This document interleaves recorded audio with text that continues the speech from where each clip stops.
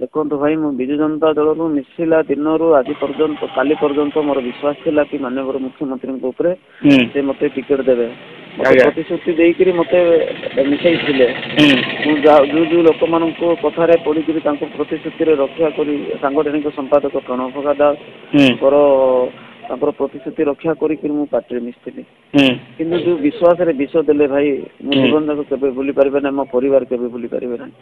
ମୁଁ ରାତି ଯାକ ଶୋଇନି, କାନ୍ଦିକିରି ଅଛି। ମତେ କୁହାଯାଉଛି ତୁମକୁ ଏଫଡିସି ଦିଆଯିବ 2 ମାସ ପରେ। ଗଭର୍ଣ୍ଣମେଣ୍ଟ ହେବ କି ନାହିଁ କଣ ସେଟା ତ ଗ୍ୟାରେଣ୍ଟି ନାହିଁ, ଏଫଡିସି କରିଦେବେ। ପୁଣି କହୁଛନ୍ତି ଆପଣଙ୍କୁ 1 କୋଟି ଟଙ୍କା ଦିଆହବ, ତମେ ଖର୍ଚ୍ଚ କରିକିରି ଯାଅ। 1 କୋଟି ଟଙ୍କା ପାଇଁ ବିକ୍ରି ହେବାକୁ ଯାଇଥିଲି କି ଭାଇ? ମୁଁ ବିକ୍ରି ହେବା ମଣିଷ କି ମୁଁ?